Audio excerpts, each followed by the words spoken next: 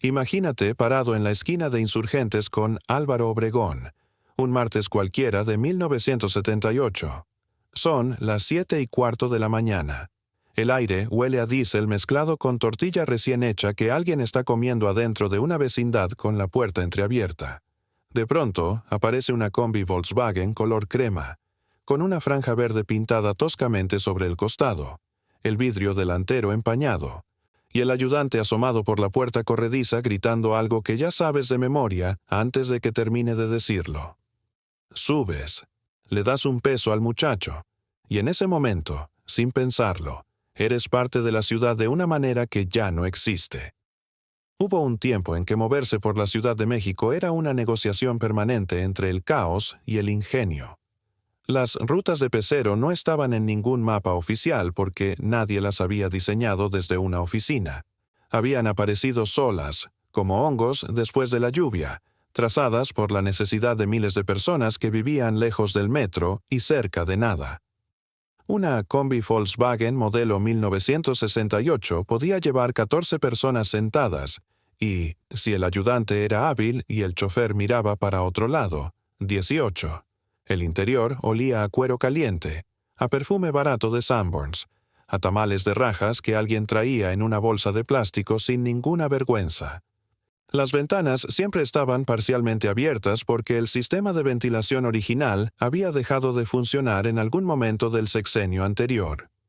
En el tablero había una estampita de la Virgen de Guadalupe, un par de dados colgando del retrovisor y a veces una foto recortada de alguna actriz de Televisa pegada con cinta adhesiva.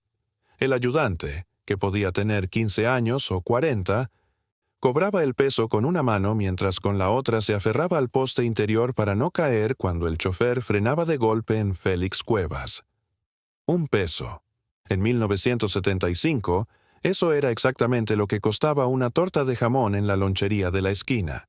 Todo guardaba una proporción que tenía su propia lógica. El sistema del pecero funcionaba porque resolvía un problema que el Estado no había podido ni querido resolver. La ciudad creció a una velocidad que ninguna administración anticipó con seriedad. Entre 1950 y 1980, la población del Distrito Federal pasó de 3 millones a casi 9. Las colonias nuevas brotaban en Iztapalapa, en Ecatepec, en Naucalpan, en lugares donde no había pavimento ni drenaje y mucho menos una línea de autobús concesionada. Alguien con una combi usada, una ruta que nadie más cubría, y las ganas de madrugar antes de las 5 de la mañana podía ganarse la vida. No muy bien, pero ganársela. En 1970, el Departamento del Distrito Federal registraba alrededor de 1,200 concesiones de transporte colectivo menor. Para 1985, ese número rondaba las 35,000 unidades circulando, aunque buena parte operaba en una zona gris entre la legalidad y la tolerancia oficial. El chofer era frecuentemente el dueño. El ayudante era casi siempre un familiar, un sobrino o un cuñado que necesitaba trabajo y no había terminado la secundaria. La combi se pagaba en abonos en algún crédito informal, se reparaba en el taller del barrio con refacciones de segunda, y se heredaba al hijo cuando el padre ya no aguantaba el turno de 12 horas. Era una economía entera, compacta, autosuficiente, construida sobre el asfalto cuarteado de una ciudad que nunca terminaba de crecer. El primer golpe llegó antes de que nadie lo nombrara como tal. En 1985, el temblor del 19 de septiembre destruyó decenas de miles de viviendas y sacudió algo más profundo que los edificios. Sacudió la confianza en que la ciudad podía seguir creciendo sin orden y sin consecuencias. La reconstrucción trajo consigo una discusión que ya llevaba años aplazada sobre qué hacer con el transporte. Pero el cambio que realmente transformó el pecero no vino del temblor ni de ningún decreto. Vino de un anuncio en televisión.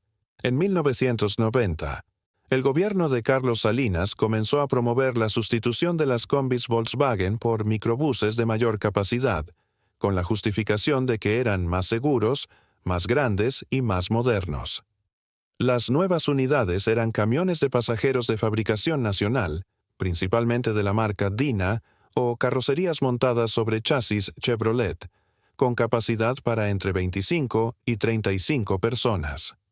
El argumento oficial era impecable sobre el papel. Menos vehículos, más pasajeros por unidad, menos contaminación, menos congestionamiento. Lo que nadie explicó con claridad fue que para acceder a esas nuevas concesiones se necesitaba un capital que la mayoría de los pequeños operadores no tenía, y que la tarifa, aunque controlada, empezaba a subir de maneras que el peso de 1975 nunca habría podido anticipar. La transición duró más de una década, que es otra forma de decir que fue lenta, desigual y profundamente humana. En 1993, todavía podía subir a una combi Volkswagen en Tacubaya y llegar hasta el Zócalo pagando 2,50 pesos, mientras que a 3 calles de distancia, un microbús nuevo cobraba el doble por recorrer la mitad del camino. Las dos realidades coexistían en el mismo carril, frenando en las mismas esquinas, peleando por los mismos pasajeros. Los choferes de combi que no pudieron o no quisieron hacer el cambio siguieron operando hasta que sus unidades simplemente dejaron de encender. Algunos vendieron los fierros a talleres de chatarra en Tepito. Otros guardaron la combi en el patio de su casa en Iztapalapa y la fueron desarmando de a poco, pieza por pieza, para pagar otras cosas. El ayudante, ese personaje sin nombre oficial en ningún documento, simplemente desapareció. Los nuevos microbuses no necesitaban ayudante. El chofer cobraba solo, manejaba solo, abría la puerta con un botón. Algo se había ido sin que nadie hiciera un funeral. Lo que se perdió con el pecero no era el pecero. Eso es lo que cuesta trabajo entender cuando uno lo ve desde afuera o desde la comodidad del presente.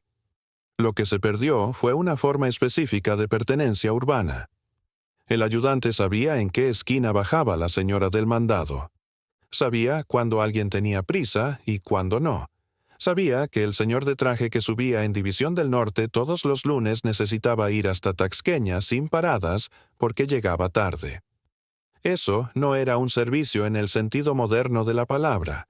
Era un conocimiento acumulado sobre la vida de un barrio que ningún algoritmo de ruta óptima puede replicar. Las combis también eran espacios de conversación involuntaria, de noticias filtradas de boca en boca, de rumores que cruzaban colonias enteras en 20 minutos. Cuando alguien decía, oí en el pecero que, eso tenía un peso informativo real. Hoy, en el Metrobús o en el Uber, nadie le habla al conductor de lo que le pasó en la semana. Nadie le pregunta si sabe de algún cuarto en renta por portales. El transporte se volvió más eficiente y más silencioso, más seguro, sin duda, más limpio, en muchos sentidos, pero también más solo. Hay algo en esta historia que va más allá del transporte y que tiene que ver con cómo una ciudad decide qué tipo de desorden puede tolerar. El pecero era caótico, contaminante, impuntual, a veces peligroso, frecuentemente incómodo. Todo eso es verdad. Pero también era la prueba visible de que la ciudad podía organizarse desde abajo, sin plan maestro, a partir de la necesidad pura. Hay una paradoja ahí que vale la pena detenerse a mirar. Los sistemas más espontáneos no son necesariamente los más injustos. El pecero de 1 peso era regresivo en teoría, porque todos pagaban igual sin importar el ingreso. Pero en la práctica democratizaba la movilidad en zonas donde el Estado no llegaba. Lo reemplazaron con algo más ordenado que también resultó ser más caro y más excluyente para quien vive en los márgenes. No es que el pasado fuera mejor, es que el presente resolvió algunos problemas y creó otros que todavía estamos pagando, literalmente, cada que subimos a un transporte en esta ciudad. Si tú eras de los que subían al pecero en los 80 o en los 90, seguramente tienes una imagen guardada que no está en ninguna foto. El ayudante golpeando 2 veces el techo de la combi para decirle al chofer que ya no caben más. La barra de metal helada, un lunes de enero. El olor a lluvia entrando por la ventana entre Insurgentes y Viaducto. El momento exacto en que sabías que ibas a llegar tarde y ya no había nada que hacer. Cuéntanos en los comentarios cuál era tu ruta. No la ruta oficial, sino la tuya, la que tomabas tú, con tu nombre y tu barrio y tu horario.